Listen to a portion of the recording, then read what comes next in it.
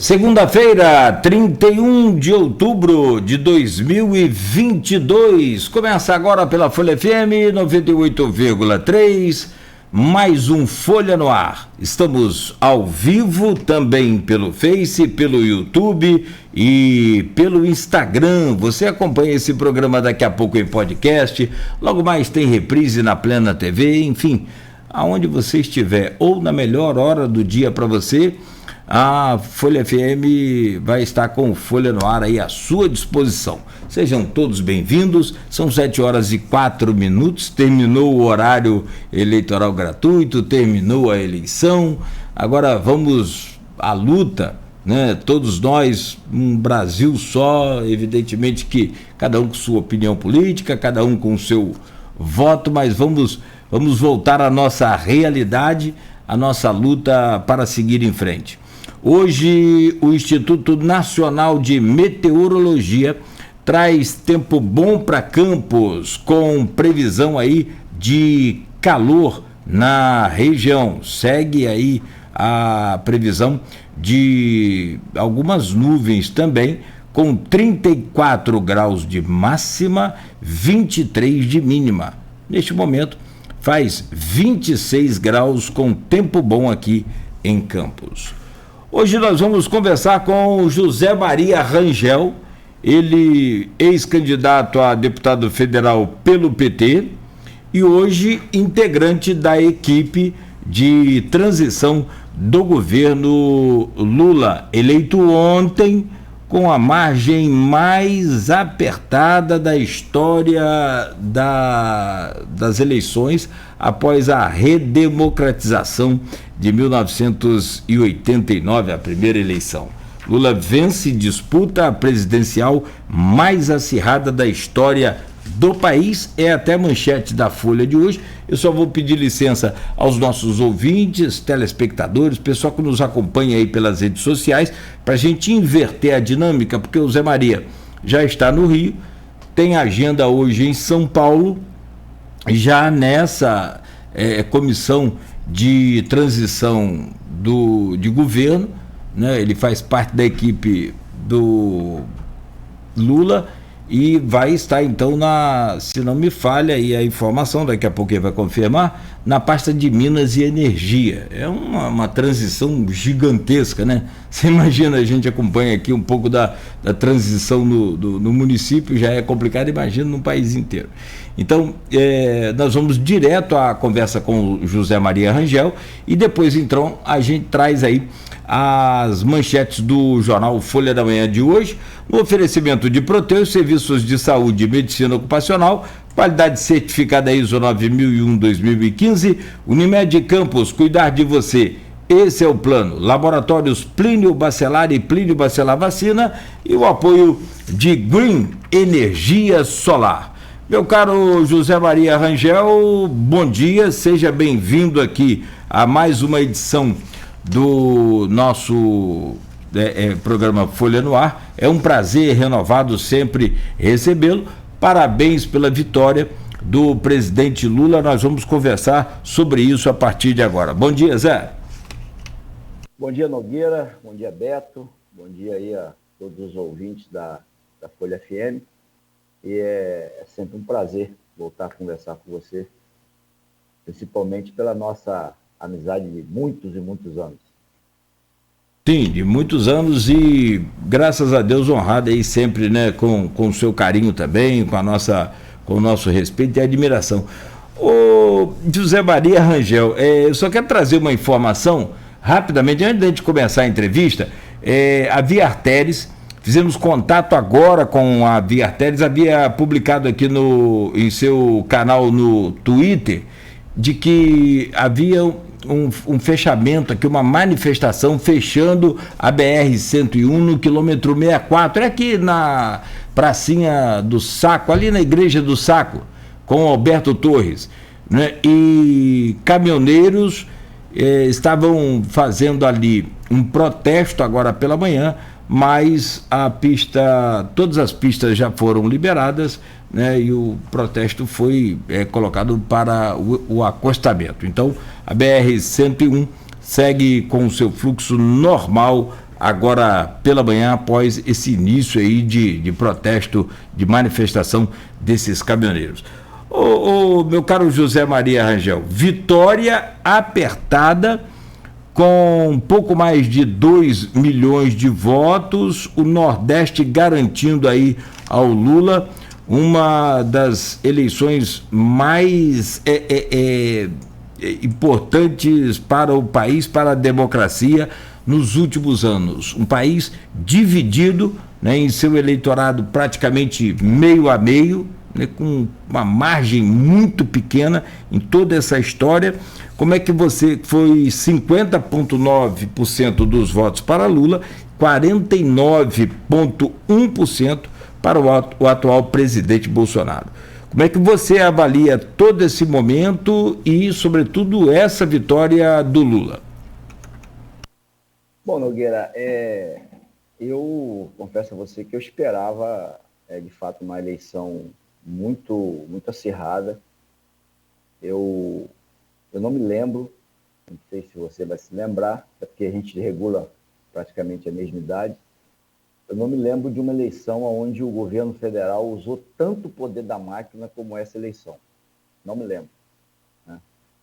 Então, antecipação de parcela de Auxílio Brasil, auxílio caminhoneiro, auxílio taxista, e vamos botando auxílio e reduz o ICMS da gasolina na marra, coisa que ele não fez ao longo de praticamente todo o período da pandemia. Então, foi um uso da máquina brutal, que deixa um buraco nos cofres públicos de bilhões de reais. E a gente só ganhou essa eleição, né? Eu tenho dito que não foi uma vitória só do PT, foi uma vitória do campo democrático. Na minha avaliação, nós só ganhamos essa eleição porque nós temos um candidato que é diferenciado, que é o Luiz Inácio Lula da Silva. E a população brasileira, pelo menos a maioria, ainda lembra do que foi o mandato do Lula nos seus 8 anos de governo, né? Então, de fato, nós tivemos uma votação expressiva no Nordeste mais uma vez, mas em relação à votação do Haddad, por exemplo, em 2018, na região Sudeste, Lula teve mais de 7.700.000 votos. Nós ganhamos em Minas Gerais, que é um estado onde dizem os entendidos, né, quem ganha em Minas ganha a eleição presidencial. Então, nós ganhamos em Minas Gerais. Então, é uma vitória gigantesca, é uma vitória que obviamente nos enche de euforia, mas que também nós temos que entender, como você muito bem falou, que nós estamos num país que está dividido e que vai exigir de todos nós, vencedores e vencidos, vai exigir muito diálogo, porque a eleição acabou e agora o presidente Lula, a partir de 1º de janeiro, vai ter que governar, e nós temos 35 milhões de pessoas que passam fome, nós temos muita gente, quase 15 milhões de pessoas que estão desempregadas ou com subemprego. Então, para tudo isso, nós vamos ter que arrumar saídas, nós vamos ter que ter o Partido dos Trabalhadores e aqueles que estiveram conosco nessa caminhada, vão ter que ter muita sabedoria para conduzir esse gigante chamado Brasil. Zé, antes da gente chegar com o assunto de relação entre o governo Lula a partir de janeiro com o novo Congresso, que é extremamente conservador, e a questão também do Cetrão, essa coisa toda, eu quero perguntar a você o que esperar do governo Lula, porque o Lula, inclusive na minha opinião pessoal, ele, durante a campanha, ele patinou muito na coisa de 2000, naquele primeiro mandato dele, e que foi um bom governo. Mas só que meus filhos, por exemplo, têm 24 anos e não viveram aquele momento daquele primeiro mandato. Eles conheceram o final da história com Dilma, e com a corrupção, com as denúncias, com a Lava Jato, com essa coisa toda. Então, na cabeça dessa juventude, tem essa imagem do Lula. Mas na cabeça de nós que estamos e que vivemos aquele primeiro mandato do Lula, são momentos diferentes, distintos. O país tinha uma outra situação, né? Tinha commodities poderosas, ele até falou sobre isso ontem, tinha um momento econômico diferente.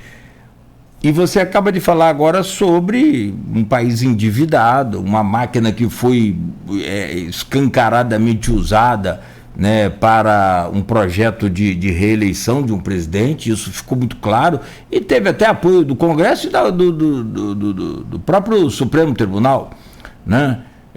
Então, o que esperar do governo Lula a partir de 2023? Olha, Nogueira, quando você fala por exemplo, e você usa o exemplo dos seus filhos, essa campanha ela foi uma campanha diferenciada. Ela não foi uma campanha pautada em proposta, lamentavelmente.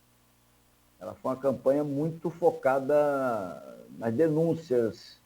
Foi uma campanha, em termos de qualidade, pobre, muito pobre. E que, obviamente, o Lula ele fez valer os belíssimos 8 anos de governo que ele teve à frente do nosso país. E se você não tem debate político de qualidade, você tem que jogar com as armas que estão ao seu alcance. Foi isso que Lula fez. Já que o candidato oponente, o Bolsonaro, ele também não tinha propostas e era ataque o tempo todo. Então, nós chegamos a um nível tal de polarização que nada pegava em candidato nenhum. Nós tivemos episódios, e você vai se lembrar muito bem disso, o episódio que Bolsonaro fala que passou por as meninas de 14 anos, que pintou um clima, o episódio da invasão da Basílica de Nossa Senhora Aparecida, no dia de Nossa Senhora, o episódio de Roberto Jefferson atirando na Polícia Federal, o episódio da deputada, a Carla Zambelli, correndo atrás de outra pessoa armada, e nada disso pegava no Bolsonaro. Por quê? Porque quem estava decidido a votar em Bolsonaro vai votar, não tem jeito. Não tem proposta política que fizesse essas pessoas mudar de opinião. Da mesma forma, do outro lado também é verdadeiro, acho. Falava que Lula era ex-presidiário, que Lula é isso, que Lula é aquilo, e nada pegava. Então, de fato, você tem uma juventude que não viu os anos, diria que fantásticos que nós vivemos no país. Tanto é verdade que Lula deixou o governo em 2010 com 87% entre bom e ótimo de aprovação. E isso, eu diria que foi fundamental para o tricampeonato dele. Né? Quando você fala sobre o que ele vai encontrar com o Centrão, o Lula, ele no bom sentido da palavra, o Lula é um animal político. Né? Ele tem falado, e eu não tenho dúvida que ele vai fazer, que na primeira semana de governo, ele vai chamar os 27 governadores. Ele vai perguntar aos 27 governadores quais são as principais obras que os estados precisam. Então, ele, até pela sua origem de sindicalista, ele é um negociador nato. E ele vai negociar com o Congresso. Ele vai negociar com os governadores. Né? O país vai ter que andar, não tem jeito. E eu tenho certeza que se a gente for pegar Bolsonaro, for pegar Dilma, o Lula é muito mais habilidoso que todos eles, no sentido do processo de negociação. E, além disso, eu também não tenho dúvida, pelo amplo apoio que ele conseguiu na sociedade, não só nos partidos do campo progressista, ele vai montar um ministério de pessoas pessoas de outros partidos. Muito provavelmente a Simone Tebet deve ser ministra, se ela quiser. Então, você já traz uma parte do PMDB. Né? Você vai... o PSD do Kassab, do Eduardo Paes, provavelmente vão compor o ministério. Né? Porque o Eduardo Paes entrou de cabeça na campanha. O Kassab ficou no muro, mas ele muito provavelmente não vai criar dificuldade para que Lula governe. Então, com esse espectro, ele vai construindo a sua base parlamentar para aprovação de projetos importantes para o nosso país, para a sociedade brasileira. Agora nos resta também torcer para que seja unificado esse país. Nós vamos voltar a falar sobre essa questão do governo, tem muita coisa para a gente falar. Vamos falar sobre a sua campanha especial também daqui a pouco, enfim. Vamos aproveitar essa 1 hora aqui que você tem para a gente, né, esmiuçar o máximo possível aí. Eu quero saber se você já tem um spoiler aí de quem será o ministro da Economia. Mas antes de você falar isso, deixa eu perguntar, porque você tem contato direto, tá faz parte, né, do grupo, hoje é integrante dessa equipe de transição do governo Lula, então, né, sabe aí coisas que de repente você pode até revelar para a gente já. Mas antes disso, deixa eu voltar à campanha. Você é um cara muito atualizado, você é descolado, você se recicla, eu te conheço, a gente tem contato permanente, né, durante um bom tempo jogamos bola aí no fim de semana juntos, enfim, o que eu quero te perguntar é o que você, diante de uma comissão, diante do próprio candidato, do hoje eleito presidente Lula, falaria sobre reciclagem de campanha política do PT para os próximos anos, porque eu percebi, falei com o Lindbergh aqui, né, que o PT não conseguiu, não havia conseguido, e não conseguiu ainda, na minha opinião, a usar bem a internet, não é com fake news, a usar bem as redes sociais, os aplicativos de conversa, para, evidentemente, divulgar os seus feitos. Uma outra coisa, aí o Janones entrou, mas entrou naquela linha, né, de contra-ataque a essa milícia digital que se espalhou pelo mundo afora, a gente sabe disso. Aí vem a questão da Simone Tebet. Eu falei com o Lindbergh também aqui, eu falei, olha, precisou da Simone chegar para vocês e falar, gente, o vermelho está dando um conflito com a população. Tira o vermelho, vamos colocar o branco. Isso é quebra de paradigma. Nós não vamos deixar de ser PT ou não, ou enfim, por conta dessa cor. Mas vamos conseguir mais votos e quebrar um pouco essa resistência. Uma outra coisa foi a campanha. Ela chegou também no primeiro comício, isso declaração delas, você sabe bem. Ela falando, quando ouviu a música vai dar PT, ela falou, gente, não tem muita gente votando no PT, tem muita gente votando contra Bolsonaro, então corta essa musiquinha, vamos aliviar. Quer dizer, é um olhar de fora que vocês não tiveram para dar uma repaginada nessa forma de fazer campanha que eu quero dizer, não é a forma de fazer política, é a forma de fazer campanha. Então como é que você sai dessa campanha pessoalmente e também a questão do PT? Você acha que precisa realmente dessa renovação? Olha, eu avalio que o PT ele tem que trabalhar, deve trabalhar em duas frentes que são muito importantes. A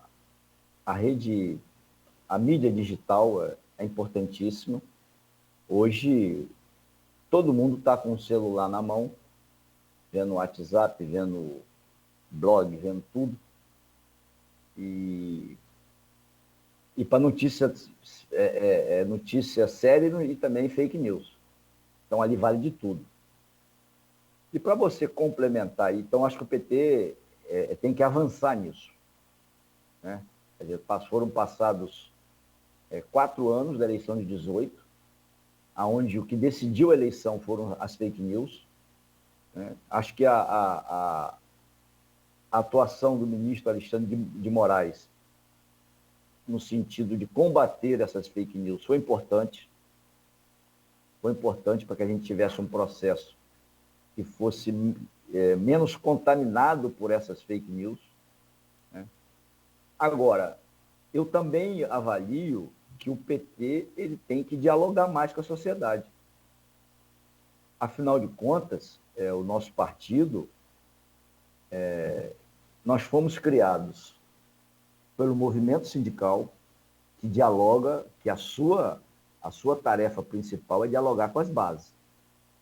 Nós fomos criados pelo movimento de igreja, que também tem, na sua essência, o diálogo com as bases. E nós fomos criados por um grupo de intelectuais. Então, esses 3 pilares foram fundamentais para a criação do PT e que eu passo a ter uma vida partidária, política partidária, a partir de 2018, que até então a minha vida era política sindical. Eu avalio que o PT ele abandonou um pouco essa discussão de dialogar com as bases.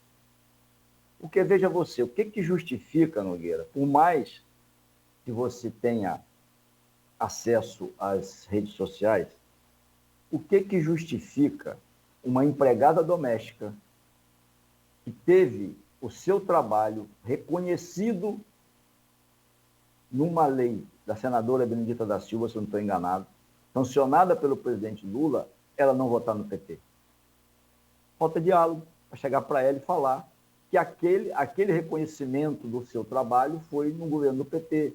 Da mesma forma como a pessoa que tem o Minha Casa Minha Vida, da mesma forma que tem as pessoas que foram beneficiadas pelo Ciência Sem Fronteira. E eu podia citar vários programas aqui. Então, a partir do momento que você não informa essas pessoas, elas tendem a fazer igual biruta de aeroporto, elas vão para qualquer lado. Então, eu penso que é uma união entre a mídia digital e o olho no olho. O olho no olho é fundamental. Eu, até pela minha origem sindical, eu acredito muito no olho no olho. Porque você chegava nas ruas, quando você abordava um eleitor do Bolsonaro, não aquele eleitor raivoso, porque aquele não tem jeito, né? Você perguntar, por que você vai votar em Bolsonaro? Ah, porque o Lula roubou. E aí você começava a desconstruir esse processo. Rapaz, o processo foi viciado, tinha um juiz tendencioso, foi isso. E você, não vou dizer que você ganhava o voto, mas você deixava aquela pessoa minimamente balançada. Ou seja, o olho no olho, ele balança a pessoa. A rede social, ele recebe informação de tudo quanto é jeito. Ele recebe a mentira, ele recebe a verdade. E aí, ele vai, muito provavelmente, ele vai ter que decidir. E, na dúvida, ele vai ficar do jeito que ele está. Um outro processo, que para mim é importante, é o PT dialogar com as igrejas, voltar a dialogar com as igrejas. Ora, se eu não estou enganado, eu vi uma sessão na Câmara onde um vereador, pastor, não sei o que, Elias, ele aprovou que ia ser feita uma sessão na Câmara, na véspera da eleição, no plenário da Câmara, com os fiéis. Quer dizer, é uma outra questão que nós vamos ter que buscar esse relacionamento com as igrejas.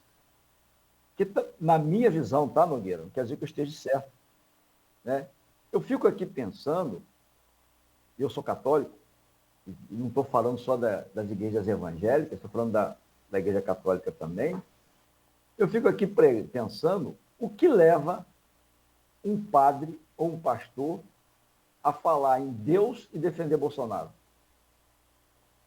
Eu fico aqui pensando, não tem, são duas propostas completamente antagônicas. Um cidadão que defende a tortura, um cidadão que prega o ódio, né? Um cidadão que zomba de quem morre, como zombou no Covid. São completamente antagônicos. E falta diálogo. Nós temos que conversar. E não é através de rede social que nós vamos fazer isso. Não é. Então, se o PT, apesar de entender que, se você for pegar as eleições proporcionais, né, o PT nós pulamos o PT e a federação que o PT compõe, que é PT, PCdoB e PV, nós pulamos de 2 deputados para 6 deputados federais. O resultado eleitoral, se você for avaliar por números, é um resultado eleitoral bom. Nós triplicamos a nossa bancada, né? Mas quando você se depara com uma eleição majoritária, aonde você vê, por exemplo, estava vendo agora de manhã, nós perdemos a eleição presidencial em Maricá, que é uma prefeitura do PT, programas sociais fantásticos, e nós perdemos a eleição em Maricá. Então, não é possível que a gente não pare e não reflita o que está errado. Porque a população de Maricá, pelo governo, não sei se você já foi em Maricá, a população de Maricá, pelo governo que é feito pelo prefeito Fabiano Horta, ela deveria votar, pela lógica, maciçamente no Lula. E, no entanto, ela deu maioria para Bolsonaro. Então, se a gente não parar, se a gente achar que ganhamos a eleição, e agora, como diz na gíria da juventude, é tudo nosso, nada deles, nós vamos quebrar a cara, porque Lula não é eterno. Ele já tem dito que ele não é candidato à reeleição. Ele está com 77 anos, daqui a 4 anos vai estar com 81 anos, né? Ele tem dito que ele não é candidato à reeleição, Lula não é eterno, e nós vamos ter que, se o partido quiser, se essa frente quiser continuar a governar o país, a eleger parlamentares, a continuar nessa caminhada de buscar melhorar a vida das pessoas, a gente também tem que fazer essa reflexão e de, como diz o outro, voltar a botar o pé na estrada. Você vai ter aí 2 momentos. Um de recuperação e governabilidade e o outro de política, que aí é o que você falou, olho do olho. Agora, voltando para a questão do governo, o que a gente pode esperar e tentar já captar alguma informação de você com relação ao relacionamento do Lula, que vai enfrentar aí um Congresso extremamente de oposição né, com integrantes, por exemplo, radicais aí, como o próprio Ricardo Salles, que até ontem foi, pela primeira vez, eu vi alguma coisa interessante. Você que pode dizer, ele falou que é momento de serenidade. É difícil até de interpretar depois do cara que fala que vai passar a boiada, né, naquela reunião ministerial lá para liberar aí a exploração de terras indígenas e tudo mais. E ele sendo ministro do meio ambiente. Você vai enfrentar lá o próprio Sérgio Moro, né, como senador, e vai também enfrentar como senadora a ex-ministra Damares, acho que é a atual ministra ainda. O que eu quero já captar de você é assim, como é que vai ser esse relacionamento também, principalmente aí na Câmara Federal, com o Centrão, que é, sem dúvida nenhuma, a grande bancada, o poder que o Brasil tem hoje. O próprio Bolsonaro, que dizia no começo não ter conversa com nenhum tipo de esquema como esse do Centrão, entregou o Brasil ao Centrão, e a gente sabe muito bem disso, e ele mesmo já declarou. Como é que vai ser esse relacionamento a partir de 1º de janeiro? Aliás, a partir de hoje, eu acredito que o Lula já deve começar a ter conversa de olho no olho com esse pessoal. Como é que vai ser, Zé?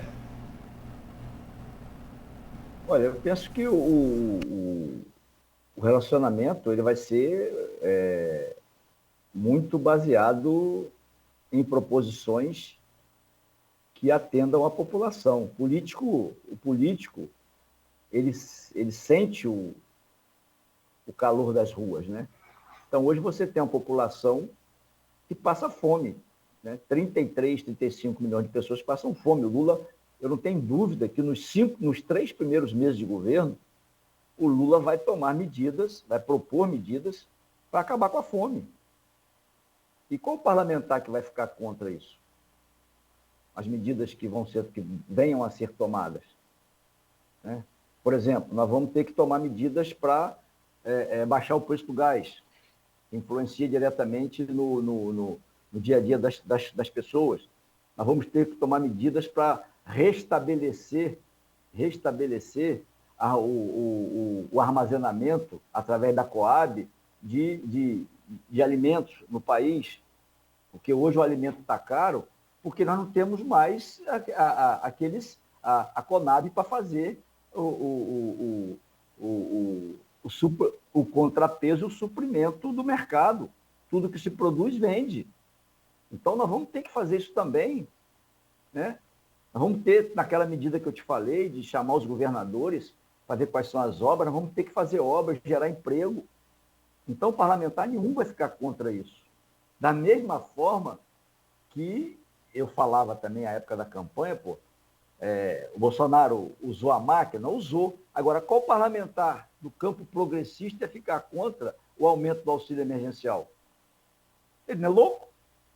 Ele não é louco, ele vive de eleição, né?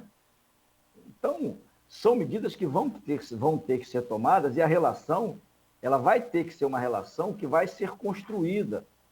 É lógico que você vai ter os parlamentares mais raivosos, como exemplo, o Moro.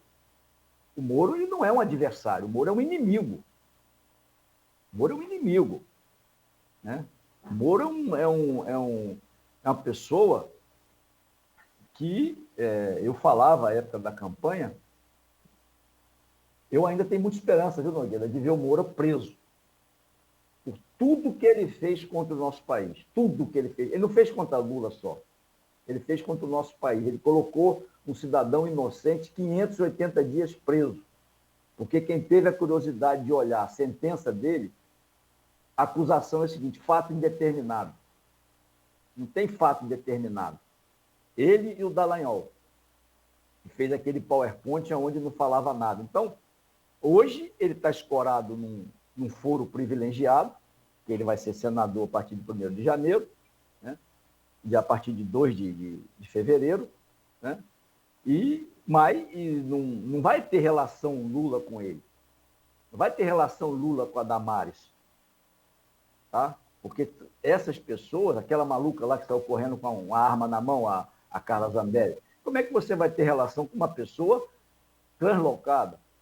Agora, tem outros parlamentares que, mesmo sendo da direita ou do centrão, são pessoas que têm plenas condições de você dialogar, de você apresentar proposições no sentido de melhorar a vida das pessoas, e eu tenho certeza que Lula é muito habilidoso para fazer isso. Trazendo a conversa aqui para o nosso canavial um pouco, como diz o Aloysio Abreu Barbosa, parafraseando lá o Capi, Campos com 63% dos votos para Bolsonaro e 36% para Lula. Como que você avalia, como você avaliou aí também lá a cidade de Quaquá, né, a Maricá, mas numa condição diferente, é claro, essa situação, inclusive na 76, com Bolsonaro chegando a 67,81% dos votos, que é Guarulhos, que é também aqui a zona norte do município de Campos. Como é que você avalia essa eleição e esses números especificamente em Campos? Bom, primeiro eu quero deixar aqui os meus parabéns à presidenta do nosso partido, a Odisseia, que teve um papel fundamental no sentido de aglutinar as forças progressistas do município, né? Buscando a eleição do presidente Lula, buscando que tivéssemos mais votos para Lula aqui no município de Campos. Então, deixo aqui meus parabéns à deputada eleita Carla Machado, também uma participação muito importante, né? Ao próprio Arnaldo Viana e o Caio Viana, que também aderiram à candidatura do presidente Lula, e a militância do PT, né? Os integrantes do PSOL também, do PCdoB, do PV, do PSD, que estiveram com a gente nessa caminhada, tá? E a militância do meu partido, né? A juventude, eu nunca vi uma juventude tão empolgada, Nogueira, com a candidatura do Lula. Então, deixo aqui também o reconhecimento do engajamento que todos nós tivemos. É lógico que o resultado em campos, ele nos traz vários sinais de alerta. Porque quando você fala, por exemplo, na 76, aí a gente para e pensa o seguinte: essa é uma região rica da cidade? Não. Não é. O que leva as pessoas na 76 a votar no Bolsonaro? Que durante 4 anos, ele não moveu uma palha para melhorar a vida dessas pessoas. Você não teve uma política de valorização do salário mínimo, não teve política de valorização das aposentadorias, você não teve política absolutamente nada para olhar para o pobre. E, no entanto, você tem a população mais carente votando maciçamente em Bolsonaro. Pode ser o poder das igrejas? Pode. Por isso que eu te digo que nós temos que dialogar com essas pessoas.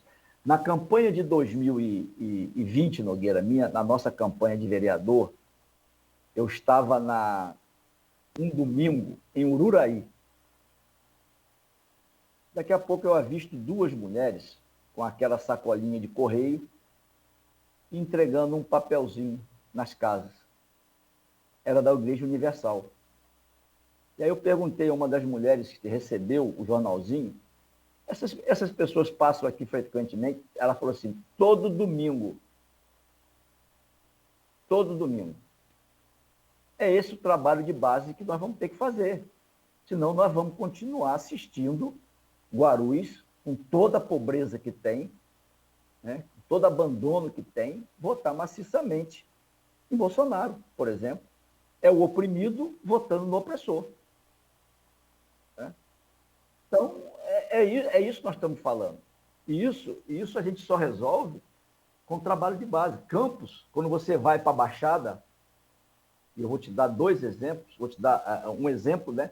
Nós fizemos a nossa carreata no sábado, carreata belíssima, mais de 500 carros. A receptividade na área ali do Nova Brasília, pecuária, fantástica. Quando nós chegamos à Baixada, já foi ruim. Aí você vai para a Baixada e faz o retrato da Baixada. Né? Quem que comanda a Baixada? São os ceramistas. Aonde você tem ali, se eu tiver, essa é uma opinião minha, tá, Nogueira? Né? Aonde você tem ali um trabalho que não é legalizado, pô. Né? Você não tem ali um trabalho que é legalizado. Carteira assinada, férias, 13ª, FGTS. Né? E, no entanto, as pessoas votam no Bolsonaro. Se você for pegar lá também, a votação do Bolsonaro lá deve ter sido expressiva. 61%. Então, esse agora, trabalho... Não, só queria concluir aqui. Você tem... coisa que você precisa estudar, o que você falou. E uma informação que você passou foi muito importante. A questão da igreja atuando nessas áreas mais carentes, ela foi decisiva para esse tipo de votação aqui, para você ter esses números aqui. Porque se você olhar, eu também não consigo achar um outro caminho, e aí você tem que ir para a prática e também para os especialistas, e montar um estudo nisso. Que é o que você falou, é o oprimido votando no opressor. Né? Se você perceber, vamos lá, eu falei a 76, que é Guarulhos, Zona Norte, do município, Bolsonaro 67,81, Lula 32,19. 75, que é a Baixada, que você falou, e uma parte aqui do Parque IPS, Capão, Imperial, essa região ali, deu 61,28% para Bolsonaro, 38,72%, aí Lula cresce um pouco mais, para Lula. Na 129, que aí é Serrinha, mais essa região aqui, Jair Bolsonaro 64,48, Lula 35,52. E olha que coisa impressionante.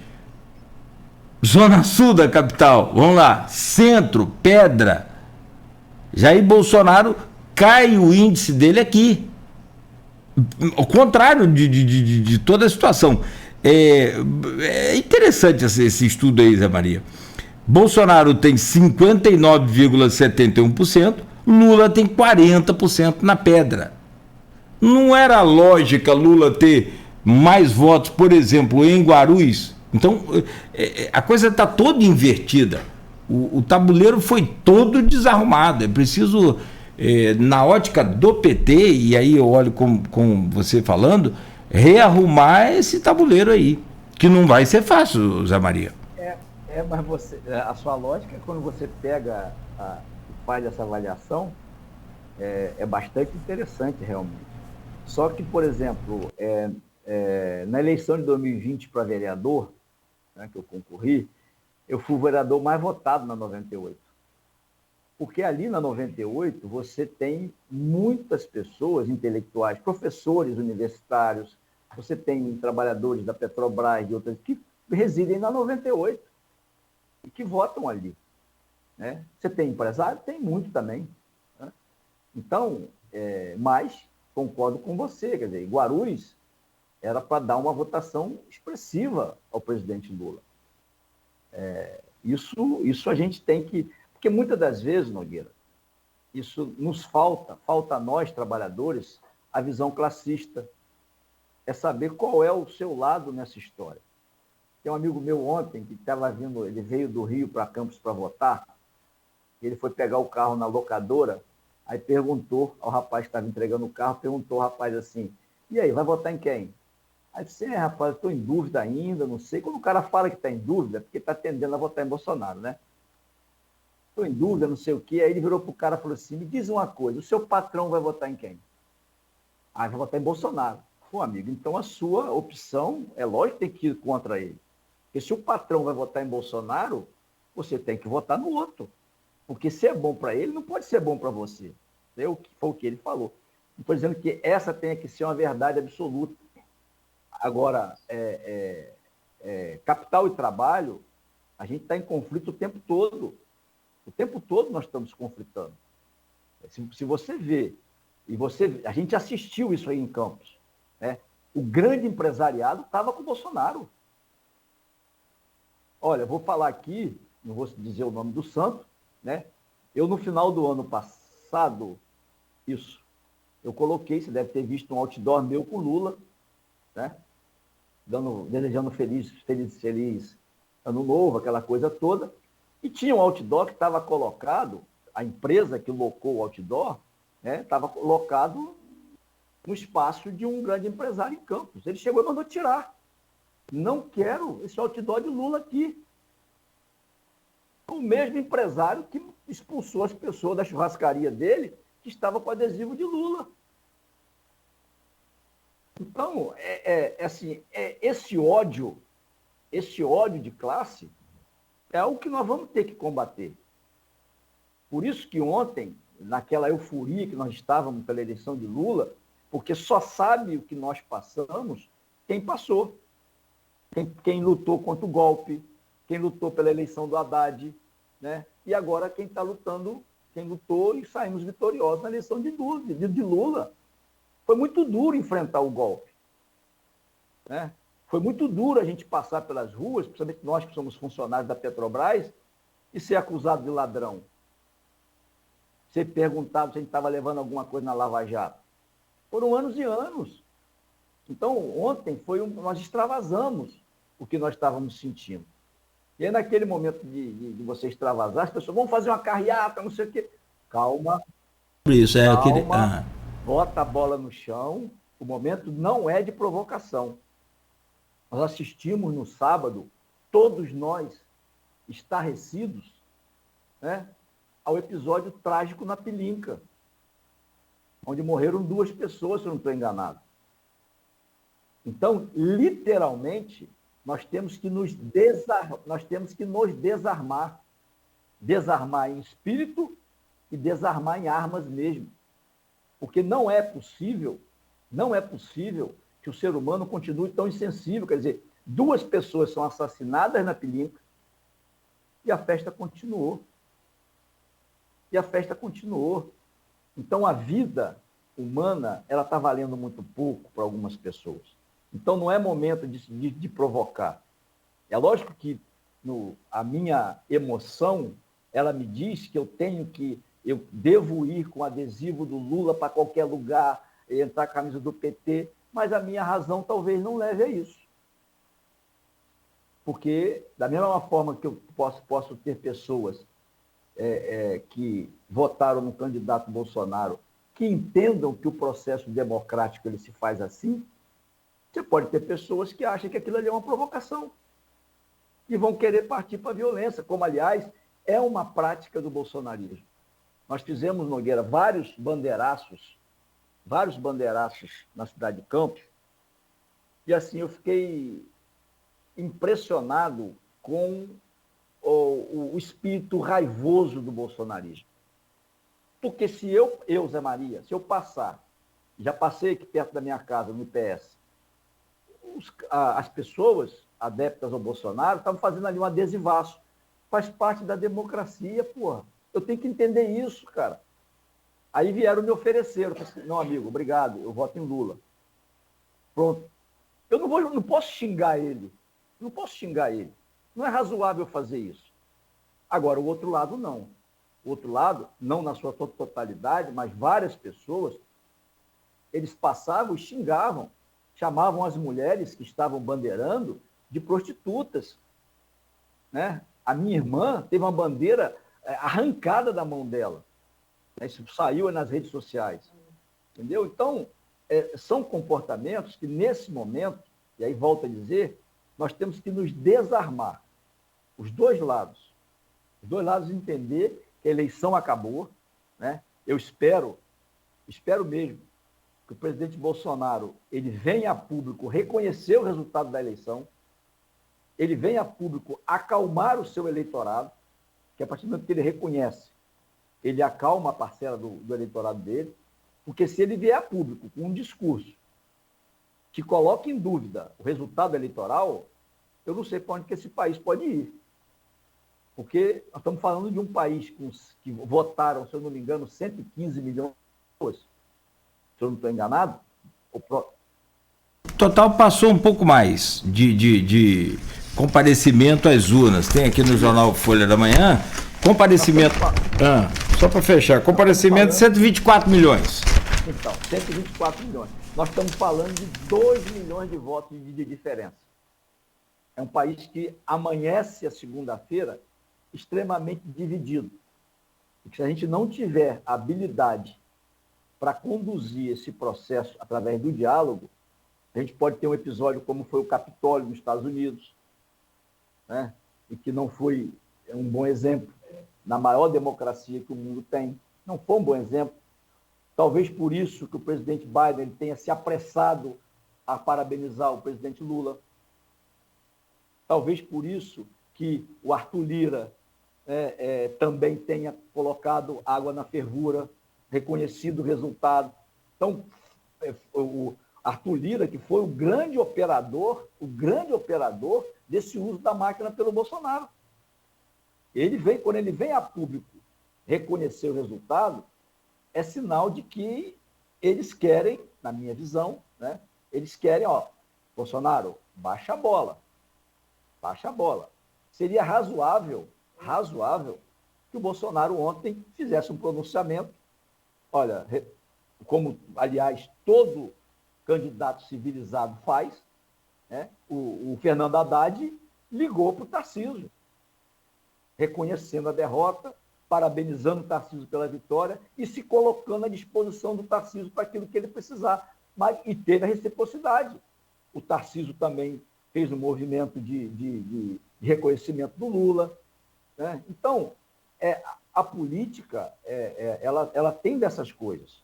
Então, eu torço muito, espero também que o Bolsonaro venha a público hoje, reconheça o resultado da eleição, né? não fique inventando moda para que acirre ainda mais os ânimos dos seus seguidores. Zé, são 7h53, você tem que sair às 8 horas e eu não vou atrasar a sua agenda. Você é integrante da equipe de transição de governo, né, e ex-candidato a deputado federal, que eu quero falar sobre a sua candidatura também. Mas só para fechar, informar os ouvintes que estão chegando agora, houve já um protesto de caminhoneiros em Campos, chegou a fechar a BR-101 ali na igreja, na altura da pracinha do Saco, da igreja ali do Saco, na Alberto Torres com Rocha Leão, né? E o trânsito, a pista já está liberada, tudo beleza, mas tem outras manifestações aí pelo Brasil de caminhoneiros. E as próximas horas serão muito importantes ainda nesse processo pós-eleição. Mas não posso deixar de perguntar, pelo menos um minuto para você falar sobre a sua expectativa para a Petrobras no governo Lula. Nogueira, eu hoje sou o coordenador nacional do setorial de energia e recursos minerais do PT. É lógico que o que eu penso da Petrobras não é essa Petrobras que está aí. Né? O que eu penso da Petrobras é uma Petrobras que ajude o desenvolvimento do Estado brasileiro, que cobre da sociedade brasileira preço justo pelos combustíveis, que seja uma empresa que gere emprego, gere renda, e que nos dê a tão sonhada soberania energética. É isso que eu penso da Petrobras. E que não é isso que a gente assiste hoje. Hoje nós estamos vendo uma empresa que a principal tarefa dela é distribuir lucro para os acionistas.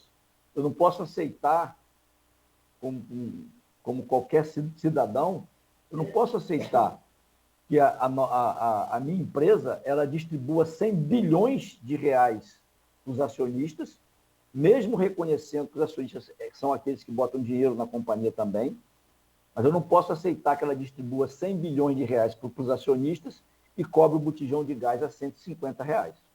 Eu não posso aceitar isso. Eu não posso achar que é razoável. Eu não posso achar que é razoável você pagar um botijão, uma gasolina, um gás de cozinha e um diesel no preço que está. Eu não posso aceitar uma empresa que deixa de ser a mola indutora. Qualquer presidente da República, de qualquer país do mundo, queria ter uma Petrobras. Uma empresa que tem uma capacidade de investimento fantástica. Uma empresa que sobreviveu a todos os ataques que foram feitos a ela nos últimos períodos. Uma empresa que conseguiu colocar óleo numa camada até então geologicamente desconhecida em 7 anos, coisa que nenhuma empresa no mundo fez. Então, quando o Bolsonaro vem a público falar mentira, dizer que o endividamento da Petrobras era de 900 bilhões de reais, ele está mentindo. O maior endividamento que a Petrobras teve foi de 450 bilhões de reais. É muito dinheiro, mas nós só fizemos esse endividamento porque nós precisávamos financiamento para botar óleo do pré-sal para fora. Porque senão nós não tínhamos hoje, Nogueira, como estamos assistindo, postos do pré-sal produzindo 70 mil barris por dia, num custo muito menor do que da Arábia Saudita. Então, é isso que eu penso da Petrobras, é isso que eu vou defender e é isso que eu vou lutar enquanto coordenador do setorial de energia, da mesma forma que vou lutar para que a Petrobras retome a sua participação no setor de fertilizantes. Porque se nós queremos a tão sonhada soberania alimentar, nós não podemos ficar dependendo de fertilizantes da Rússia e da Ucrânia. Então nós temos que ter, sim, nós temos que produzir e temos condição. Nós temos a fábrica de fertilizantes em Sergipe, na Bahia, no Paraná e uma quase pronta lá em Mato Grosso do Sul. Nós podemos produzir fertilizantes, sim, para a tão sonhada soberania alimentar do nosso povo.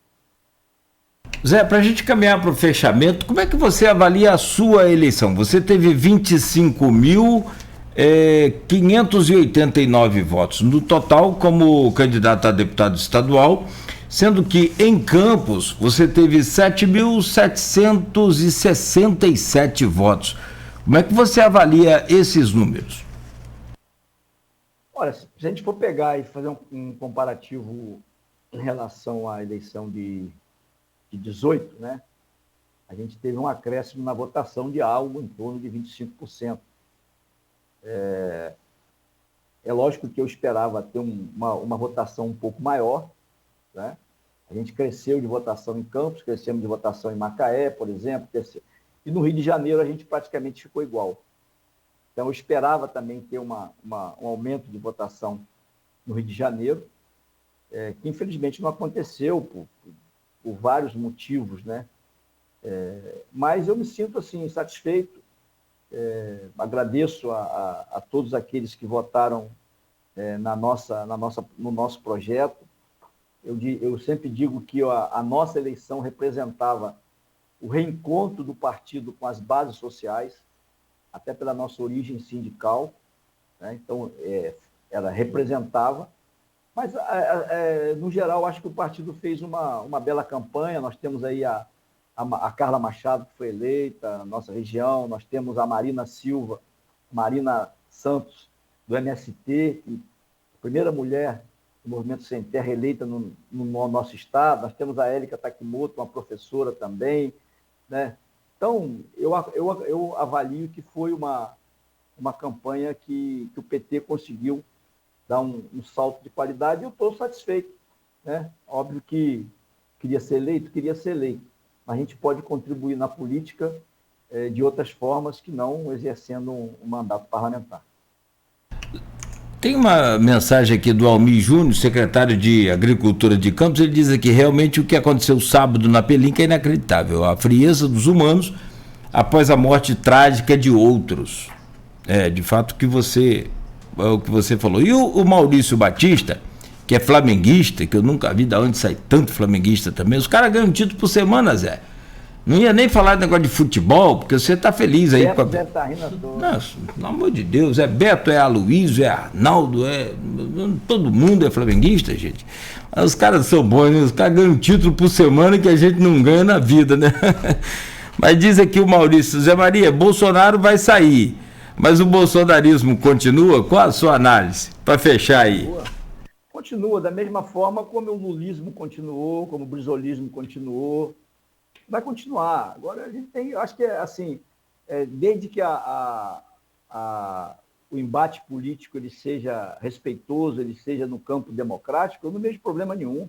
Acho que a democracia ela cresce e ela se fortalece assim mesmo. Como eu disse, eu não posso aceitar nem de um lado nem de outro, né, a violência, a intolerância. É isso que não dá para aceitar. Acho que a gente tem que... A nossa democracia ela é muito jovem, né? Já foi, na minha visão, manchada no golpe da presidenta Dilma, e que agora nós vimos uma campanha também, um tanto quanto até violenta, né? Por parte dos adeptos de Bolsonaro. Episódios que nos deixam assim, preocupados, né? Mas eu penso que nós temos que virar a página. Volto a dizer, eu espero que o presidente venha a público hoje, se pronuncie, reconheça o resultado eleitoral, né? Faça uma transição de governo tranquila, para que esse país ele volte a caminhar. É isso que eu espero, por isso que eu torço e para isso que eu vou trabalhar. Henrique Meirelles será mesmo o ministro da Economia? Acredito que não. Não, né? Acho que não. Quem que é o nome mais cotado hoje aí nos bastidores? Não, eu não tenho, até pelo calor da eleição. Da disputa, né? Eu praticamente saí da eleição de deputado federal, já entrei na campanha de segundo turno. Nesses dias eu muito pouco falei com o presidente Lula, então eu não estou muito ligado nesses bastidores. Eu sei que essa conversa ela borbulhava muito na proximidade do primeiro turno, né? Quando tinha aquela expectativa de a gente ganhar no primeiro turno. Quando não ganhamos, tudo isso voltou a estaca zero. Porque agora você tem uma nova composição, você agora tem outros partidos que vieram se somar com o PT, então você vai ter um novo rearranjo, e eu confesso que não sei, não. Você vai ter que depois arrumar mais tempo aí, nesse período, para a gente conversar mais. Tem muita coisa que a gente gostaria de falar, PRF, aí, atuando ontem, enfim, essa coisa toda, mas sobretudo quero desejar a você boa sorte aí nessa missão de compor essa equipe de transição do governo Lula com o Bolsonaro, boa sorte e que, sobretudo, o governo Lula consiga equilibrar essa paz no país, né? Transformar essa coisa que hoje ainda está muito viva e vai permanecer aí pelos próximos dias e meses, ainda forte e viva, mas que ele consiga realmente, dentre tantos os desafios que tem, rombos e tantas coisas mais, mas principalmente unificar essa nação. Acho que é o maior desafio que o PT, que vocês têm a partir de agora. Zé, muito obrigado, amigo, bom dia. E eu acho que o maior desafio seu é subir para a primeira, né? Eu ir embora, você ir embora, você tem que falar do Vasco, cara. O que o Vasco? Eu tenho certeza que quem propôs para você foi o Beto. Beto ele me chutou aqui, falou, Nogueira, e o Vasco? Cara de pau. Rapaz. Eu também agradeço a você o convite. Eu acho que eu tenho um respeito muito grande e admiração por você sabe disso. Obrigado. Além da nossa amizade fora dos meios políticos, você sabe que a gente tem uma amizade grande. Dizer que quero pegar só uma partezinha da oração de São Francisco, onde houver ódio, que a gente leve o amor nesse momento que a gente tanto precisa. Bom dia para todos, muito obrigado e que ficamos todos com Deus. Valeu, Zé. Obrigado a você, amigo. Bom dia e sucesso sempre. Valeu. São 8h04. Nós conversamos então com José Maria Rangel.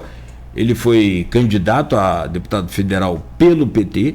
Conforme a gente falou aqui, obteve 25.589 votos e não se elegeu, segue suplente aí do PT.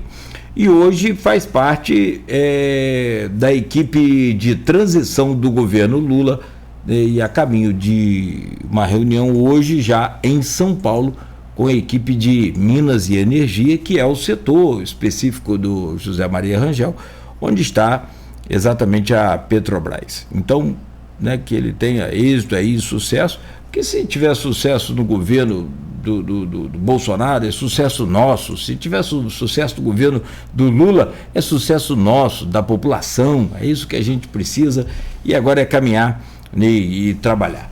Bom, a gente vai fazer uma pausa e nessa inversão da dinâmica do programa de hoje, daqui a pouco então, as manchetes da edição especial do jornal Folha da Manhã, que está circulando nas bancas hoje de toda a região e na casa dos assinantes também. E quanto ao Vasco da Gama, para quem não está acompanhando, o Vasco se apertou aí na segunda divisão e vai precisar vencer o Ituano ou empatar.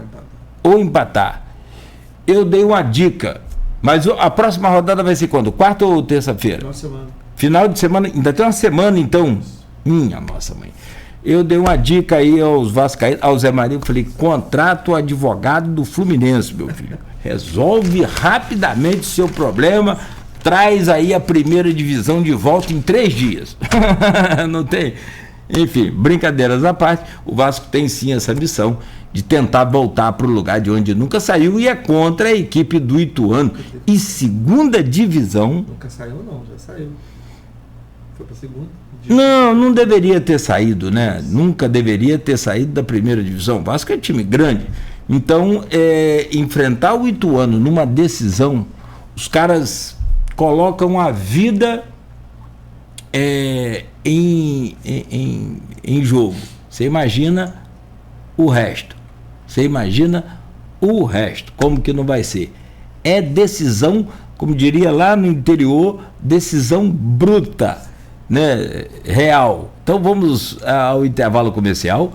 A gente volta para trazer aqui as manchetes da Folha da Manhã e também alguns comentários ainda neste Folha no Ar de hoje, segunda-feira, dia 31 de outubro de 2022.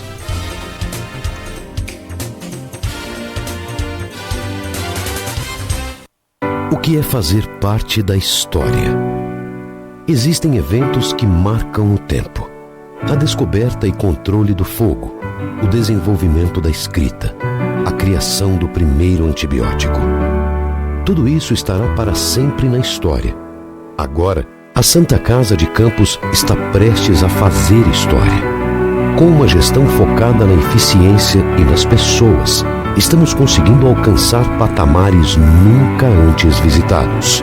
Somos o melhor e o maior hospital cardiológico de todo o interior e o terceiro do estado em números de cirurgia. E tudo isso só é possível graças a você, que trabalha diariamente para que nossos pacientes tenham o melhor atendimento da região. Santa Casa de Misericórdia de Campos. 230 anos e uma nova história. Quando se pensa em exames laboratoriais, logo vem em nossa cabeça Laboratório Plínio Bacelar. Exames de rotina e os mais complexos, como exames de genética e biologia molecular, através do setor de Biomol. O Laboratório Plínio Bacelar acompanha a tendência mundial em exames laboratoriais, com o que há de mais moderno e tecnológico para garantir o melhor resultado, auxiliando a classe médica na prevenção, no diagnóstico e no tratamento dos pacientes. Laboratório Plínio Bacelar. Compromisso com a qualidade desde 1942. Possui um familiar acamado e debilitado e não sabe como proceder? A Cooperativa Norte Saúde vai te ajudar. Enfermeiros, fonoaudiólogos, fisioterapeutas, cuidadores de idosos e muito mais. Cooperativa Norte Saúde. Excelência em cada detalhe. Agora na Rua 13 de Maio, 141, ao lado da Secretaria de Fazenda. Ligue 22 3055 63 39. Chegou o Plínio Bacelar Vacina, uma moderna clínica de vacinação da região. Todo o suporte feito por médicos, enfermeiros e técnicos de enfermagem com ampla experiência para realizar a vacinação de forma prática e rápida. Crianças, adultos, gestantes e idosos, todos podem contar com Plínio Bacelar Vacina. Equipe especializada em vacinação domiciliar, escolar e corporativa. Plínio Bacelar Vacina. Cuidar bem de tudo que te faz bem. Rua José do Patrocínio 89, telefone 22 32 34 34 30 e WhatsApp 22 99943 93 69. Laboratório Plínio Bacelar, 80 anos, compromisso com a qualidade. Pagar contas de luz altíssimas? Não mais! Pague até 95% menos na sua conta de energia. Fuja do aumento das taxas. Economize drasticamente instalando um sistema de energia solar na sua indústria, comércio ou residência. Venha para a Electric Campus. Solicite um orçamento pelo telefone 3033 2213. Electric Campus, Rua Formosa, 127, ao lado do estádio do Goitacás. Uma rotina de cuidados inclui carinho, proteção e longevidade. Alguns toques podem salvar sua vida. Faça o autoexame regularmente e confie na vida além do diagnóstico. Previna-se com a Unimed Campos. Chegou o Plínio Bacelar Vacina, uma moderna clínica de vacinação da região. Todo o suporte feito por médicos, enfermeiros e técnicos de enfermagem com ampla experiência para realizar a vacinação de forma prática e rápida. Crianças, adultos, gestantes e idosos, todos podem contar com Plínio Bacelar Vacina. Equipe especializada em vacinação domiciliar, escolar e corporativa. Plínio Bacelar Vacina. Cuidar bem de tudo que te faz bem. Rua José do Patrocínio 89. Telefone 22 32 34 34 30 e WhatsApp 22 99943 93 69. Laboratório Plínio Bacelar. 80 anos. Compromisso com a qualidade. A Proteus, moderna empresa especializada em medicina e segurança do trabalho, está preparada para atender e implantar as necessidades de saúde e segurança do trabalho e do e-social na sua empresa. Acesse proteusmedicinadotrabalho.com.br ou ligue 2725-0878 e conheça todas as soluções inteligentes que oferecemos. Proteus, qualidade reconhecida e certificada ISO 9001-2015. Quando se pensa em exames laboratoriais, logo vem em nossa cabeça Laboratório Plínio Bacelar. Exames de rotina e os mais complexos, como exames de genética e biologia molecular, através do setor de Biomol. O Laboratório Plínio Bacelar acompanha a tendência mundial em exames laboratoriais, com o que há de mais moderno e tecnológico para garantir o melhor resultado, auxiliando a classe médica na prevenção, no diagnóstico e no tratamento dos pacientes. Laboratório Plínio Bacelar. Compromisso com a qualidade desde 1942. Pronto para navegar à vontade? Então fique ligado nessa oferta que a VerTV preparou. Internet via fibra ótica de 250 MB por apenas R$ 79,90. Com a internet da VerTV, você vai poder navegar muito mais rápido, gastando muito pouco. Além disso, você ainda leva Wi-Fi e instalação grátis. Não deixe escapar essa oportunidade mega especial. Ligue agora para 2101-7777 e tenha a nossa fibra ótica dentro de sua casa. VerTV. É de campus, é da gente, é fibra. Toda a riqueza da cana-de-açúcar é transformada em sonhos pela Coagro. Sonhos de quem produz, de quem trabalha e de toda uma região que cresce e se desenvolve. Usina Coagro, gerando muito mais do que renda, mais que desenvolvimento, gerando esperança. Coagro, referência na produção de açúcar e etanol. Atenção contribuintes, garanta seu desconto de 100% de juros e multas com a Prefeitura para quitar pendências como IPTU, IPTU complementar, ISS, entre outros. Esta é a sua chance, basta aderir ao Refis 2022. Você também pode parcelar em até 36 meses. Acesse fazenda.rj.gov.br ou vá até a sede da Secretaria de Fazenda, que fica na rua 13 de maio 129, no centro. Prefeitura de Campos, uma nova história.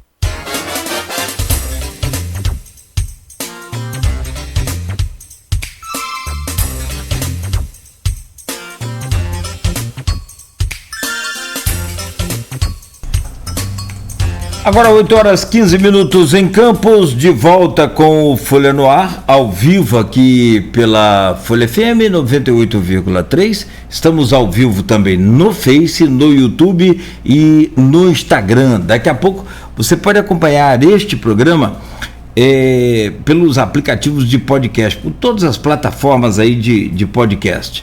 Amazon Music, Deezer, Google Podcast, Apple Podcast, pode acompanhar.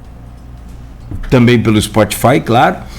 E logo mais, reprise na Plena TV, uma emissora também do Grupo Folha da Manhã de Comunicação. Voltamos ao vivo no oferecimento de Proteus, serviços de saúde e medicina ocupacional, a qualidade certificada ISO 9001-2015, Unimed Campos, cuidar de você. Esse é o plano. Laboratórios Plínio Bacelar e também a Plínio Bacelar Vacina, uma clínica moderna especializada em vacinas para você manter a sua saúde e a saúde da sua família em dia. Vai viajar? A região que você vai viajar precisa de uma vacina especial? Pode contar também com Plínio Bacelar Vacina. E para o dia a dia, inclusive para as viroses, para os vírus aqui que atingem cada região, a nossa região, por exemplo, você pode contar também com Plínio Bacelar Vacina, uma moderna clínica especializada em vacinação. E o apoio de Green Energia Solar.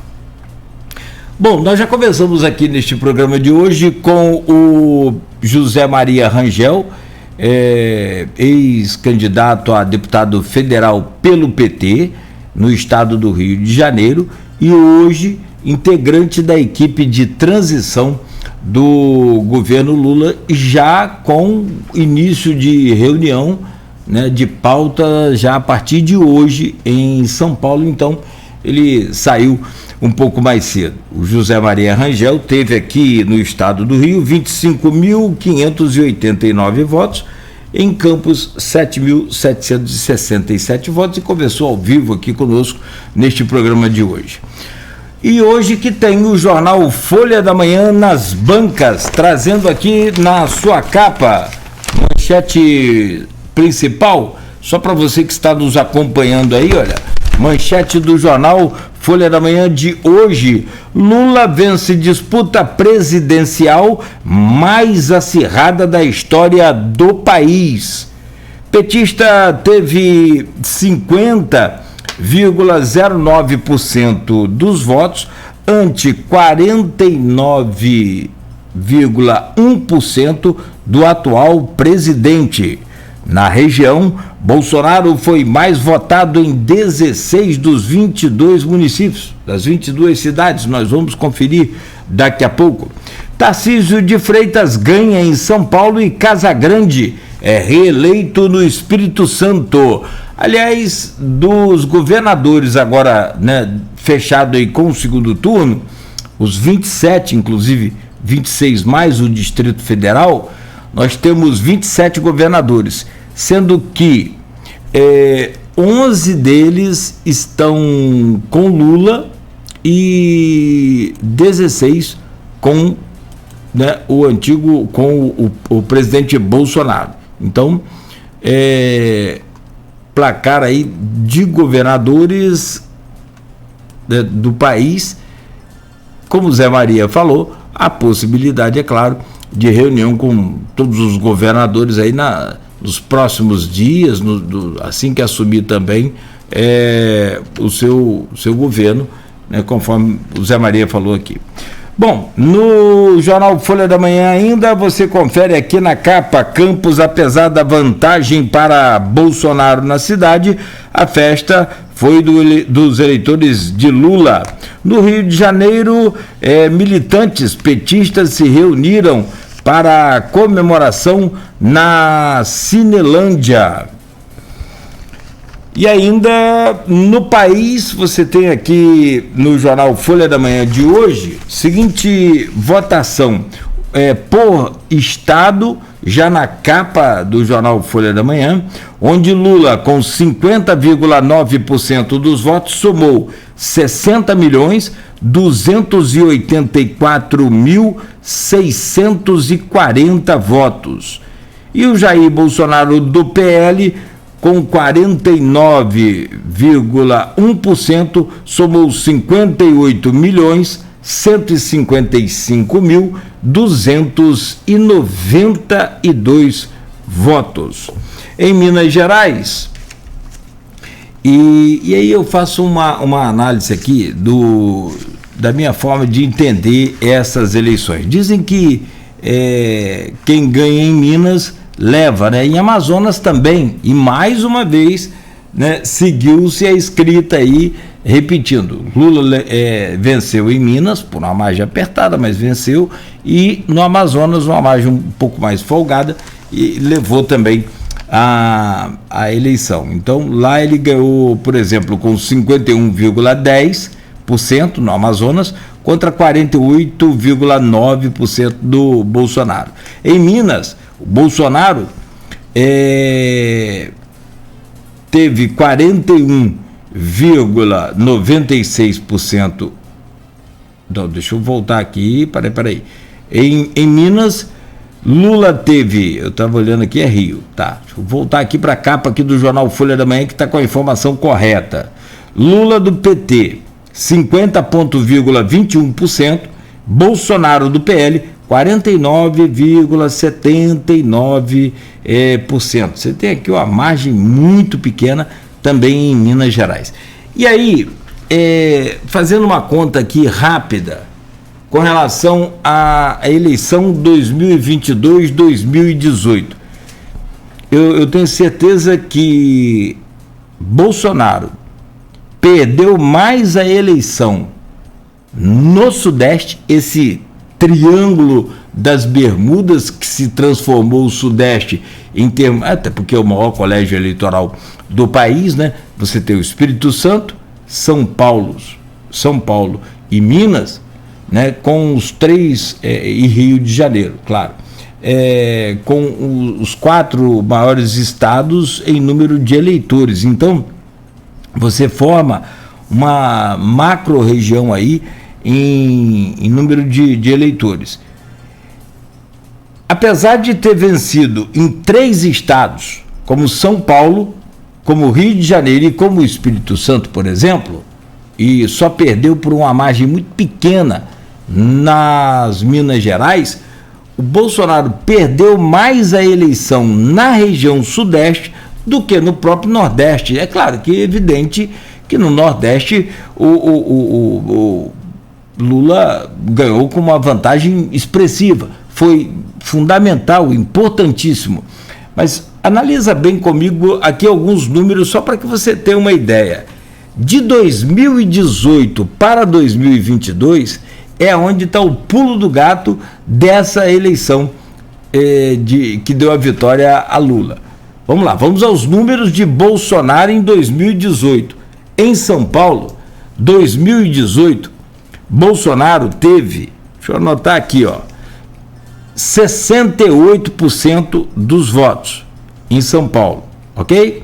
2018. Tá. Em 2022, ele caiu para 55,2%. Mas, Nogueira, ele ganhou ainda em São Paulo, fez governador. Em relação a 2018, ele diminuiu a sua votação no estado de São Paulo. Então, analisa bem, aí houve uma vitória, um crescimento do Lula que atrapalhou, que impediu, e eu vou chegar à análise completa, você vai entender que ele teria muito mais votos se mantivesse o patamar de percentual de 2018. Só para você ter uma ideia, aqui ele perdeu menos 12,7 pontos percentuais em São Paulo. Indo para Minas Gerais, o Bolsonaro teve 58,2% dos votos em 2018. Agora, em 2022, o Bolsonaro caiu para 49,8% dos votos, menos 8,4 pontos percentuais. Então, vai somando comigo aí, de 2018 para cá, Bolsonaro perdeu a eleição de 2022, não foi no Nordeste. O Nordeste já era do PT desde 2018. Desde lá para 2006, né? O PT começou a dominar mais forte aí o Nordeste. Mas o que eu quero te explicar é que houve uma diminuição de eleitores de Bolsonaro aqui no Sudeste e que essa diminuição fez com que ele perdesse a eleição para o Lula. Não foi o Nordeste foi fundamental. Para você ter outra ideia, olha quantos pontos ele caiu no estado do Rio. Em 2018, o Bolsonaro fez 68% dos votos no estado do Rio de Janeiro. Em 2022, Bolsonaro caiu para 56,5%. Ele perdeu 11,5 pontos percentuais. Se você somar isso tudo, esses eleitores perdidos aqui, você tem um total, então, um placar somado aí de todos esses três estados, em 2018, você tem 65,5% para Bolsonaro e de 2018 e 54,1% em 2022 para Bolsonaro. Você tem uma queda de 11,4%. Então, é por isso que eu afirmo, com muita tranquilidade, não precisa ser de um engenheiro aí, político, nenhum especialista. Lá um William Passos, por exemplo, que é um catedrático aí nessa questão de números e matemática das eleições também, e que esteve conosco aqui ontem, junto do Roberto Dutra, junto do Aloysio Abreu Barbosa. Mas só para você ter uma ideia, então, 11,4 pontos percentuais a menos para Bolsonaro de 2018 para Bolsonaro de 2022. Então ele cai no Sudeste. Ele perdeu 5,4 milhões de votos. Quanto que Lula venceu as eleições? Com 2,1 milhões de votos. Ou seja, pouco mais de 2 milhões de votos. Se Bolsonaro tivesse ao menos mantido o seu patamar de 2018 na região sudeste, ele teria vencido a eleição com a sobra de 3 milhões de votos. Então, a derrota de Bolsonaro não foi no Nordeste. Não, o Nordeste já era do PT. A derrota de Bolsonaro foi no Sudeste, mesmo ganhando, né? Foi essa diminuição de 11,4 pontos percentuais no Sudeste é que provocou essa derrota de Bolsonaro. Então, fica claro isso, os especialistas, e aí, evidentemente que, né, cada analista traz aí o seu ponto de vista. Esses são dados reais, são números concretos em que você leva em consideração, né, o resultado final do segundo turno. Bom, está na Folha da Manhã de hoje ainda também as zonas eleitorais de Campos. Eu quero trazer aqui no próximo bloco, a gente vai fazer um intervalo já, né, sobre Campos dos Goytacazes e o resultado das eleições na região norte do estado do Rio de Janeiro. Ontem, graças a Deus, houve aí, né, como todos os municípios, está na página 6 do jornal Folha da Manhã de hoje, né, com todos os municípios aqui da região norte e também da região noroeste do estado do Rio de Janeiro, onde o Bolsonaro sai com a maioria esmagadora aí dos municípios, né, ficando o Lula com 6 cidades apenas, né? E a gente vai relatar essas 6 cidades e o percentual de cada uma delas daqui a pouco no próximo bloco. Então são 8h29 agora em Campos. A gente faz uma pausa rápida aqui neste programa de hoje e no próximo bloco a gente traz os números das regiões norte e noroeste fluminense dessa corrida presidencial que terminou ontem, né, com a vitória do candidato do PT. Agora, sem dúvida nenhuma que o Bolsonaro, o Jair Messias Bolsonaro, sai ainda muito forte desta eleição e não digo mudar o seu raciocínio, mudar o seu discurso, a sua forma de ser, mas se ele conseguir passar os próximos anos, pelo menos 2, né, onde teremos eleições para prefeito, muito importante também para influenciar na eleição de presidente, principalmente em algumas cidades como São Paulo, cidades como o Rio de Janeiro, como a Bahia, né?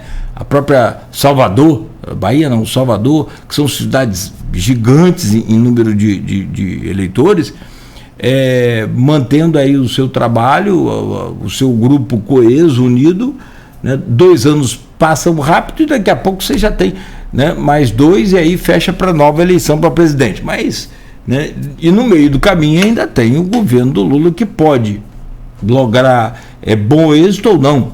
Isso aí vai depender da equipe, vai depender do governo dele, enfim. O que se tem pela frente não é um cenário muito bonito para administrar, pelo contrário, tem-se um cenário aí bem complicado no campo financeiro, no campo administrativo e principalmente também no campo político. São 8h31 em Campos. Eu volto já após o intervalo com o oferecimento de Proteus, serviços de saúde e medicina ocupacional, qualidade certificada ISO 9001-2015, Unimed Campos, cuidar de você. Esse é o plano. Laboratórios Plínio Bacelar e Plínio Bacelar Vacina, uma clínica moderna especializada em vacinação, e o apoio de Green Energia Solar. Quando se pensa em exames laboratoriais, logo vem em nossa cabeça Laboratório